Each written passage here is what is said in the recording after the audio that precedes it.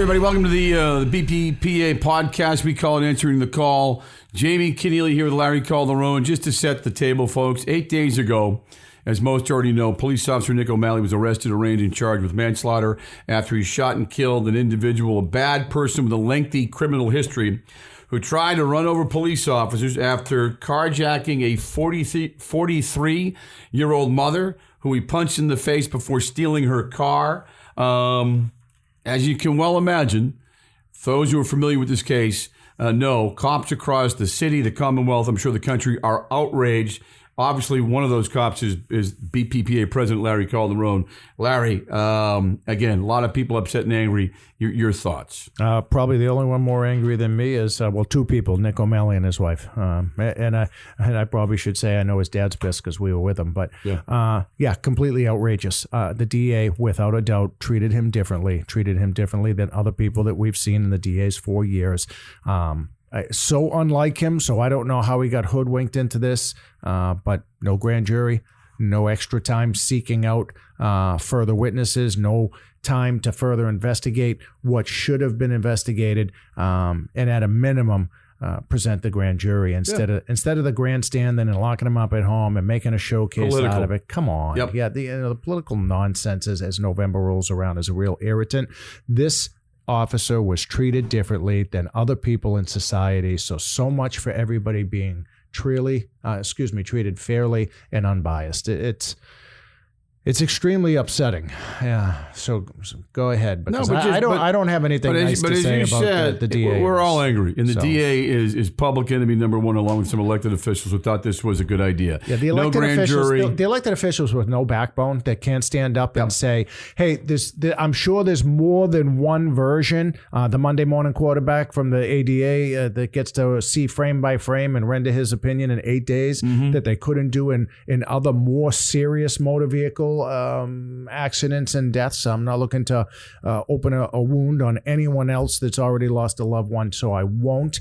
But it's nonsense, and there should have been more due diligence. At a minimum, more professionalism from that office. Yeah, the treatment of this kid was nothing short of disgusting.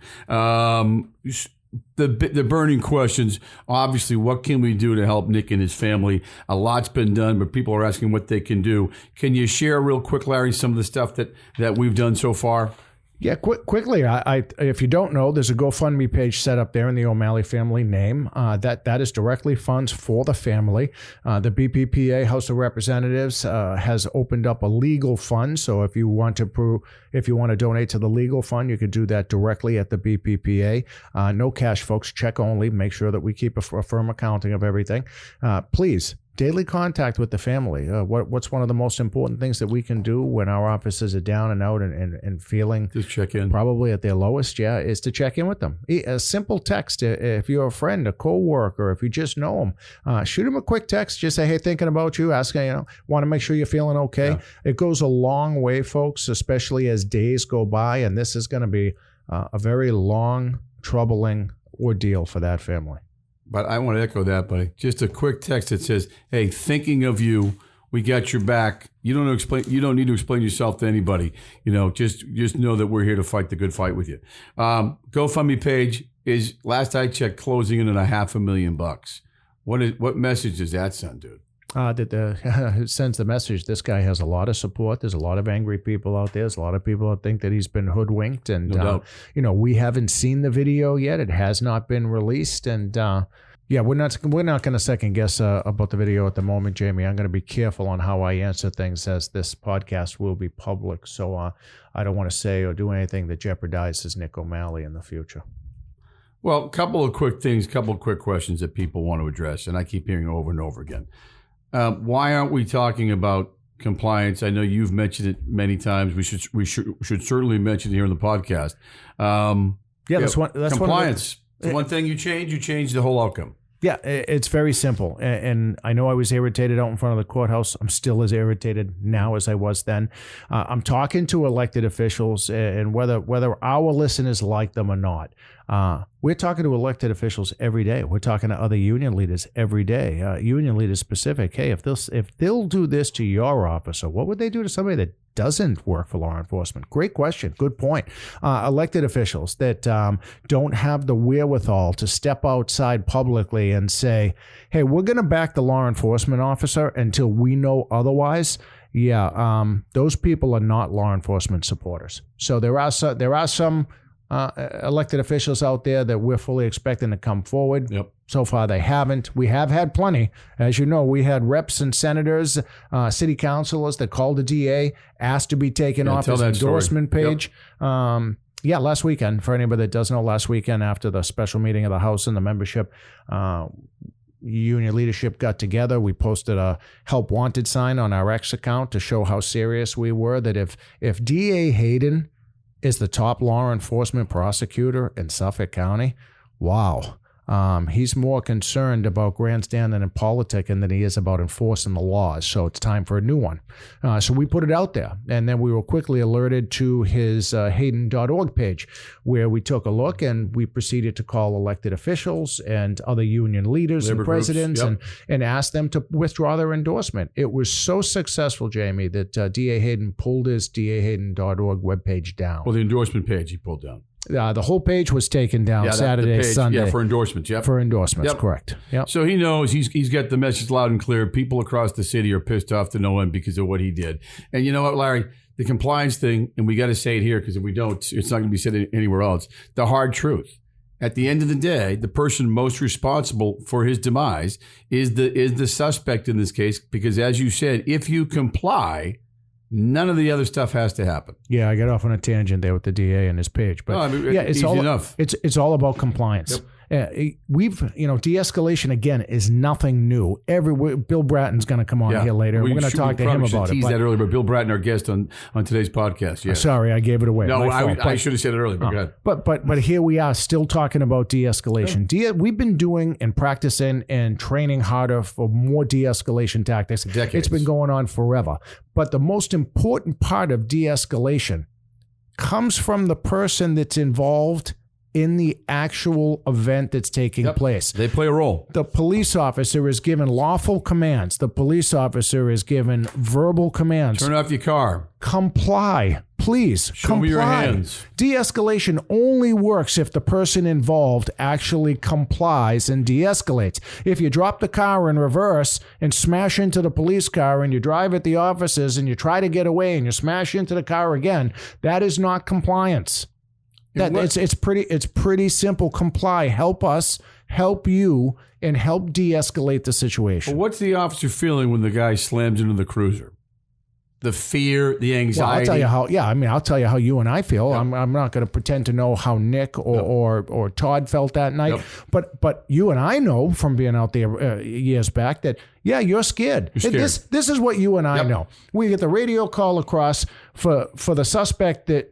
Adult male punched a mother in the face as she was picking up her daughter on a school night, no less, daughter working on a school night, punch the mother in the face, rip her out of the car and steal her motor vehicle. I'll tell you how you and I felt. We say, wow, what a dirtbag. Yep. And we're going to go look for that guy. Yep. And now we have a heightened sense of alertness to ourselves. Level of alert. We know the guy is violent. We take it into consideration that he probably has a weapon. Now we find the car. We follow the car. We're able to get him to a location where we can alight from the vehicle and start with verbal commands because we think he can't go anywhere.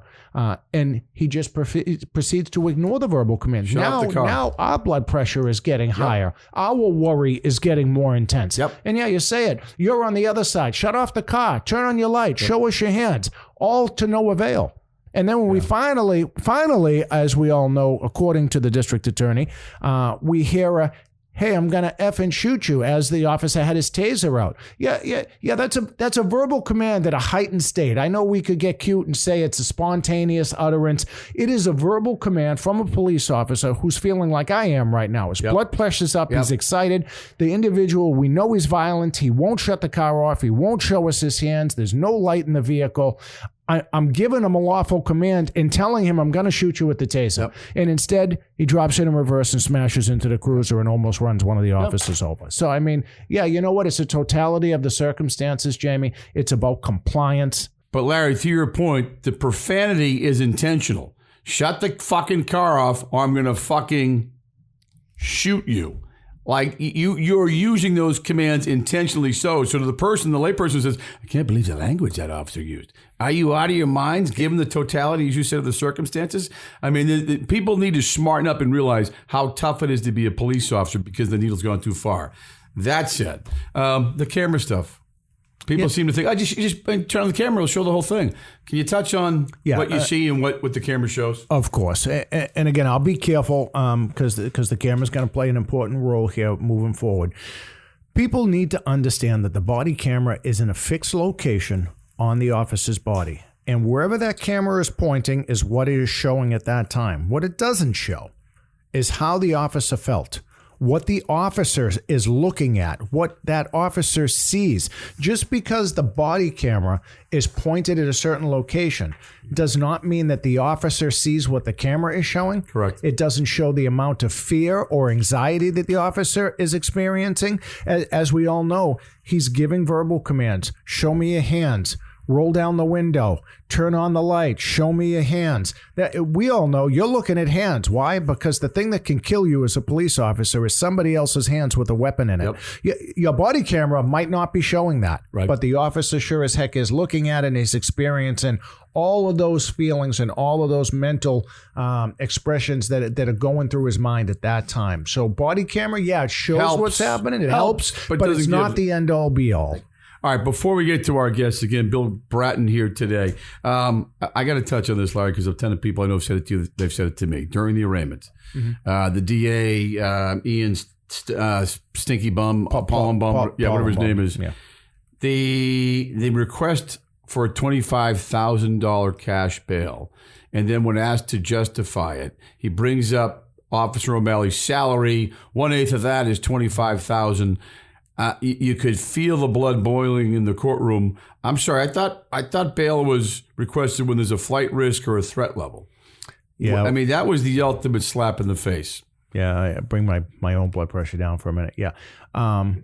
When I was yelling a minute ago about unprofessionalism and the way Nick O'Malley was treated compared to others, there's a perfect example of it. I'm thinking of law enforcement because I have it in my head, the top law enforcement officer in Suffolk County, the DA. You think that he'd act like a law enforcement officer and find the time to properly investigate. In any event, that was done specifically to embarrass that officer. No question. That when you talk about being a professional and treating everybody equal, how dare you? How dare you from the DA's office embarrass that police officer and all the other officers that are in that courtroom to make a mockery of the fact that, the officer got ordered to do doubles all summer, Mr. ADA, while you were on the beach. Sunning that officer yourself. Got forced to work on his kid's birthday when you were at home with yours. How dare you do that and embarrass that officer? Yeah, I'm glad the judge did the right thing. Yeah, and Judge Kim, to his credit, almost scoffed at him, looked at him, and was like you just said, "Are you freaking kidding me?" All right, a lot of stuff we just want to touch on. We got Bill Bratton in the house, Larry. So coming up after the break, Bill Bratton joins the podcast, and yes, we'll be talking about Nick O'Malley as well. Stick around. See you in a few. All right, everybody, welcome back. Couldn't be more excited and honored, really, to welcome today's guest, in addition to being a graduate, and he can correct us on this, but Boston Tech and I think Boston State. But in addition to that, he's the only person to ever be top cop for Boston PD, NYPD, LAPD, not to mention, I believe, MDC Transit. I mean, suffice to say, the resume and his reputation precedes him. So honored, sir, to welcome you to the BPPA podcast. Bill Bratton, again, welcome to the show. Thank you. Great to spend time with you. Joined by, as always, BPA President Larry Calderone. and myself, Jamie, Kenneally, and sir, I don't want to put you in the spot, but as you probably know, there's a situation here in Boston. There's a lot of anger around a situation where an officer was recently arrested and charged with manslaughter in a case in which many believe he was doing his best to protect and serve himself and his partner. Are you aware of the case at all?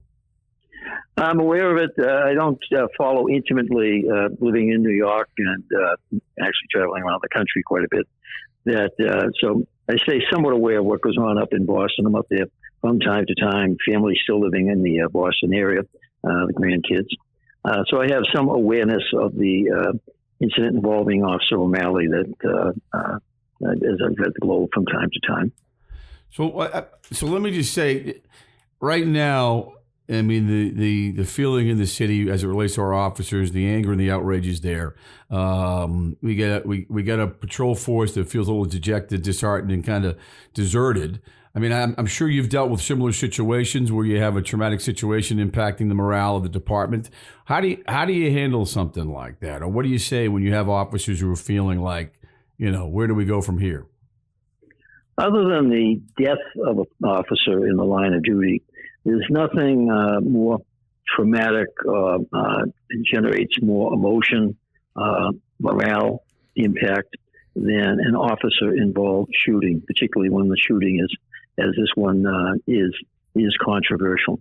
And there's nothing more controversial about an officer-involved shooting than what has happened with Officer O'Malley, where in this case he's actually been arrested, and I'm not sure the specific charge, but I think it's manslaughter. Yeah. And so there's an expression we use in policing that you're all well aware of, that the first story is never the last story. So as this incident goes forward and additional information becomes available, at some point in time, the body cameras should be released so that people can have another element to review and trying to make their decisions.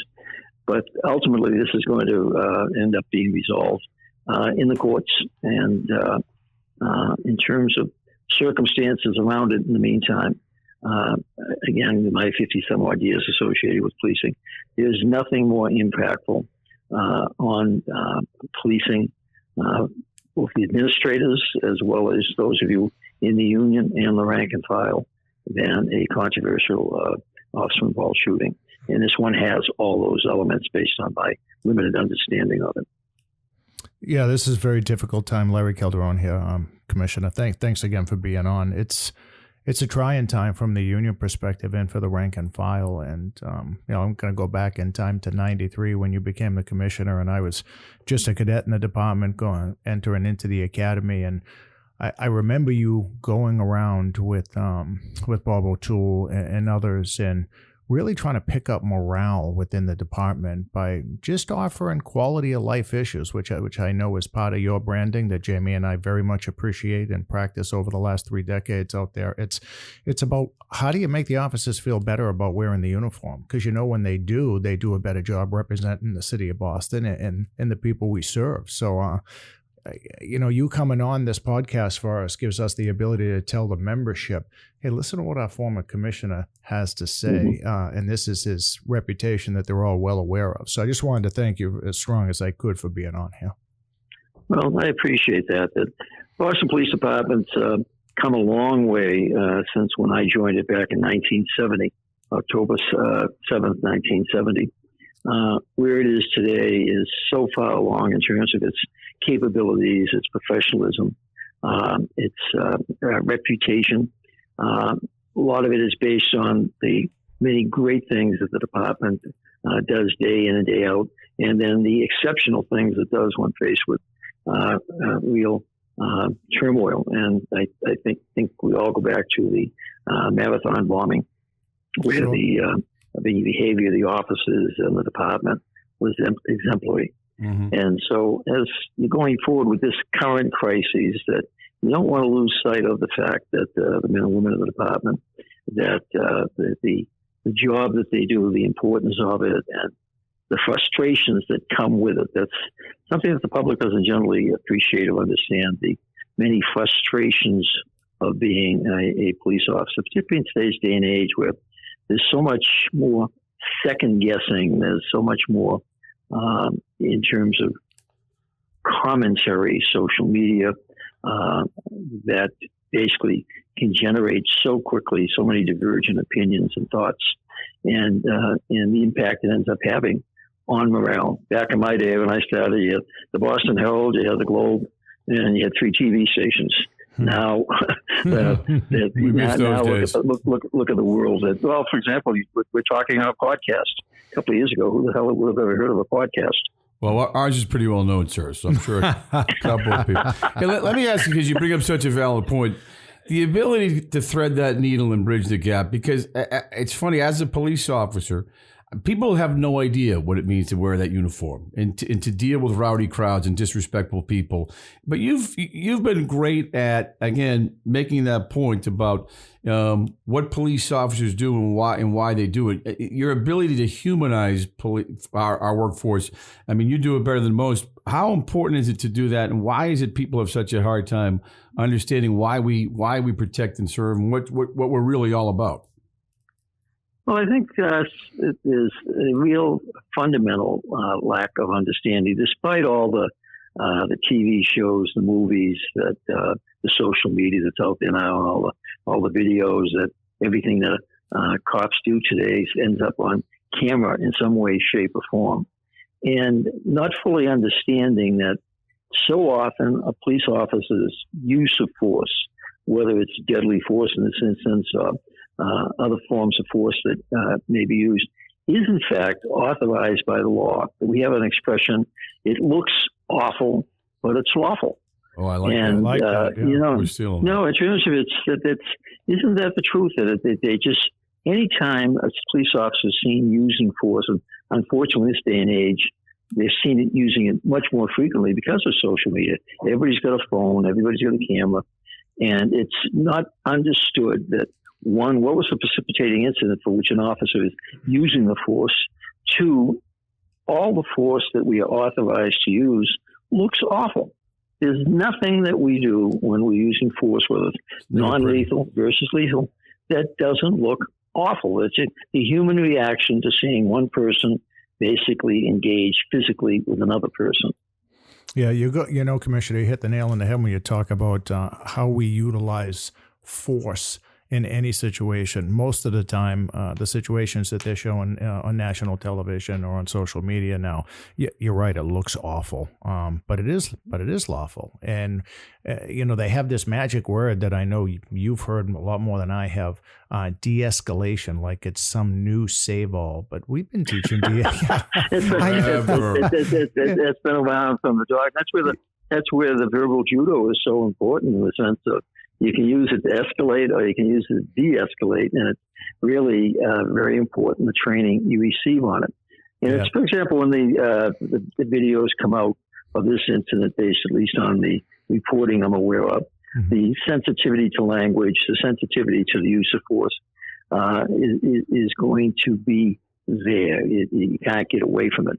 That's exactly where I was going. And I know it's unfair when I start babbling about it, but because I know that you're not, as you said, you're not paying too much attention to everything every day in Boston. But just from what we know, I have not seen the video. The union hasn't been privileged to be able to see it. But just based upon what we hear from the DA and the police commissioner the evening after the shooting, it sounds like our officer gave a multitude of different verbal commands, utilized his taser. Unfortunately, though, there is an F-bomb that's dropped, and it is part of the heightened experience of the officer has. His blood pressure is up. The situation is calling for a heightened sense of security and alert, and he's given verbal commands to put the window down. And all of us, it's part of all of us. Unfortunately, use that language that from time to time. It's thought. It's one. It's emotional. Two. It's thought that it lends more emphasis to the command. Because the word is certain words are still so jarring that it's intended to attract attention, whether it's done consciously or subconsciously. Exactly the point. It adds emphasis to it. That's where I was going. You're using profanity as your blood pressure's up, and you're trying to emphasize your verbal commands, whether it's to put the window down, to show us your hands, to shut the car off.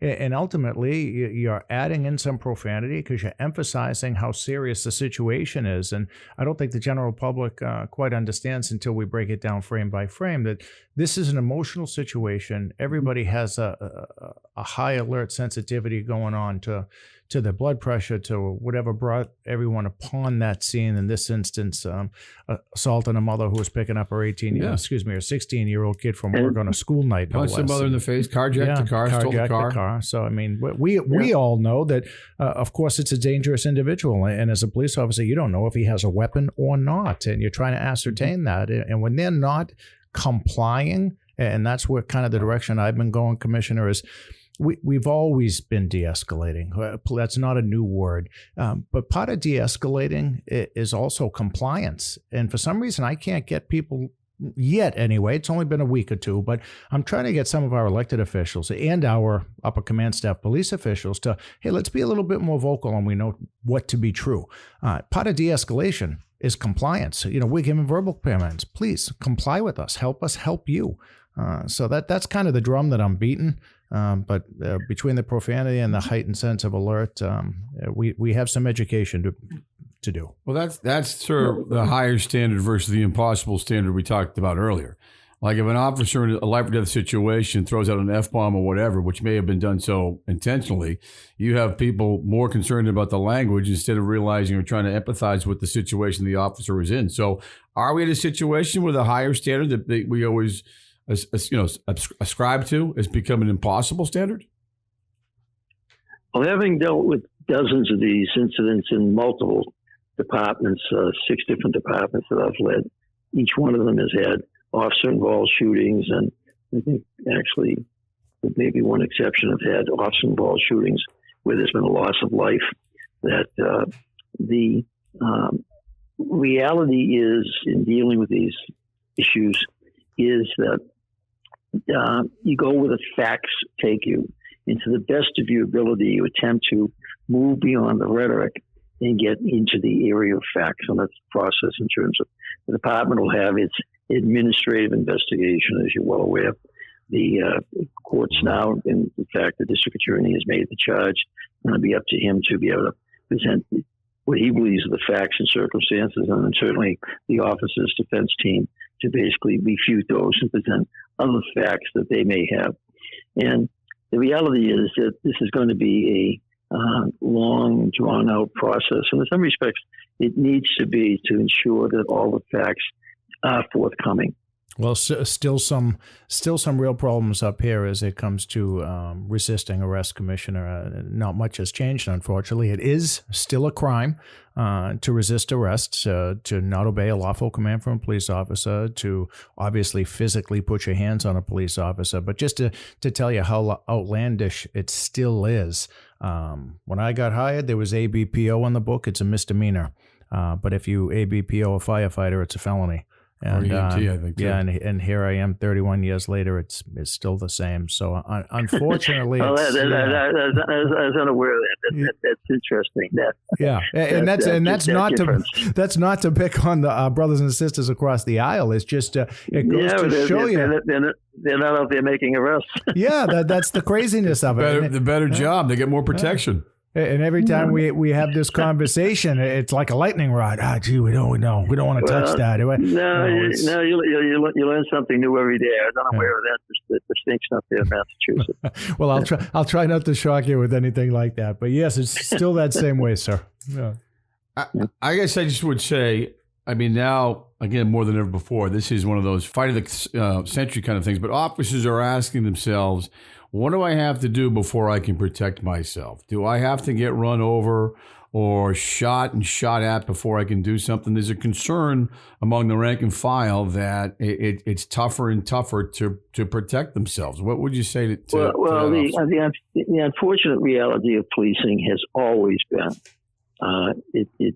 it comes with the job, the risks, the liability potential. It's something that and I think one of the reasons that so many agencies actually the profession itself, not just individual agencies, are having trouble attracting people to the profession. I know. Is the idea of the increased risk that people see, the liability, the lawsuits, in this case, an event leading to an actual arrest of a police officer, that there's no denying that, and this is part of the failure to appreciate what an individual who decides to become a police officer is potentially subjecting themselves to, this higher standard of behavior, in exchange for being given awesome responsibility that includes being able to take a life, to lawfully being able to take a life,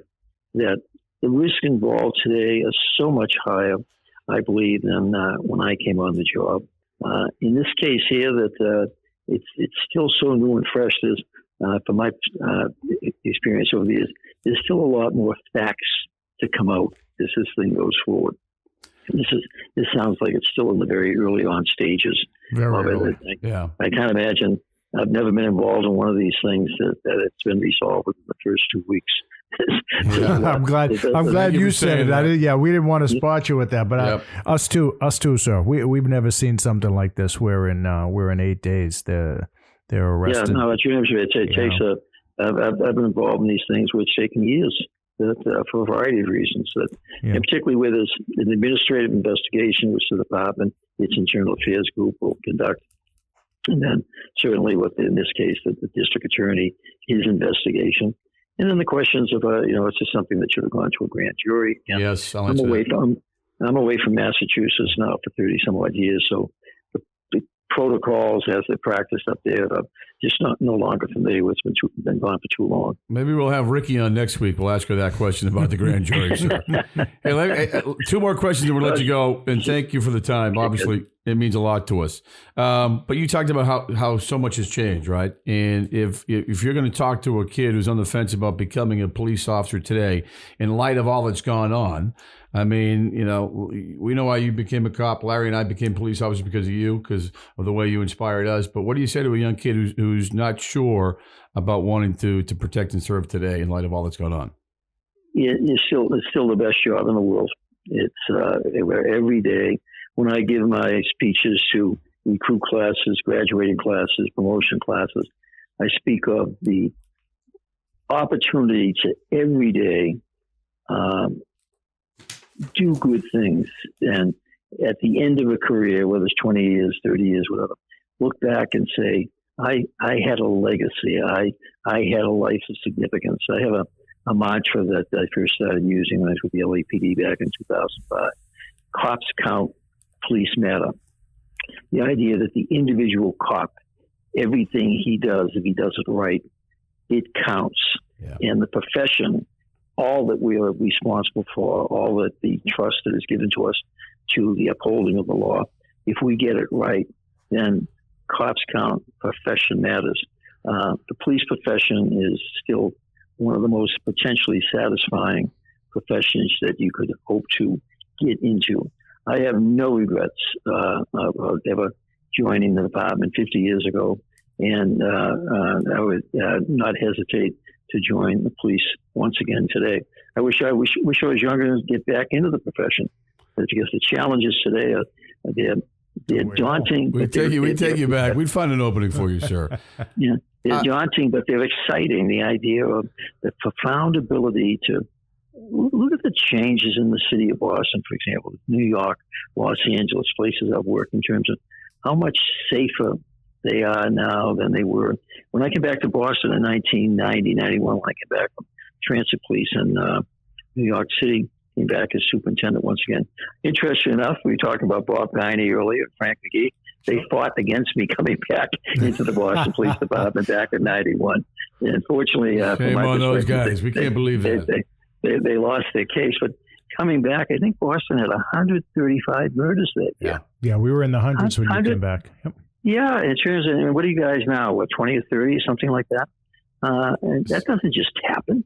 And what is the catalyst to make that happen? The cops. Yep, the cops all day. Count. Exactly. Well, sir, we appreciate your messaging. We follow you on social media, your voice in support of law enforcement. It has been an honor for me. And thank you again. And I'm going to give the last word to Larry, but we certainly do appreciate you taking the time to join us.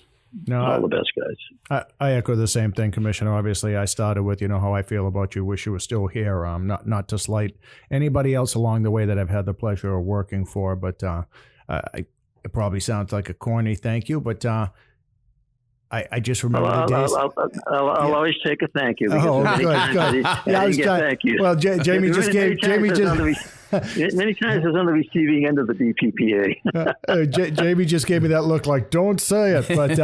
But I really remember 31 years ago, and I watched you come to a roll call, and I listened to the sour rhetoric from some people about, we're going to paint cars, we're going to make you feel good, and that really is what the rank and file needs right now, again today, and it's what we always need. We need a leader to come in and give us thanks and pick up our morale and do things that simply make us feel better and more proud to serve in uniform. And you did that, and I've never forgot it. So I appreciate your time. Well, thank you guys for the opportunity to speak, and good luck with this case as it goes forward. Okay. All right, we'll be in touch, sir. Thank you again. Appreciate it. All the best. Bye-bye. Take care, sir. All right, that was Bill Bratton, everybody. Great discussion, Larry. We certainly couldn't have a better guest. Couldn't have had a better guest, and some great insights for sure. That's it, everybody. That's the podcast. On behalf of Larry Calderone, I'm Jamie Kenneally. Last word to you, obviously, Nick O'Malley. I mean, always about the men and women in uniform. Always about being safe. I'll say this: hey, Easter's around the corner. Enjoy the holiday as much as you can. Spend time with the family, like I always write at the end of my notes, the beat. But closing this out, This is all about Nick O'Malley. If you haven't seen his GoFundMe page, please find it. If you're more interested in the defense fund of the union, call anybody in the leadership. But at a minimum, if you can find a minute, send Nick O'Malley a text message, a kind word. Surely he and his family are in need of support, and as much as we can give them. That text message means the world. Okay, everybody, thanks again for listening. Till next time, stay safe, everybody.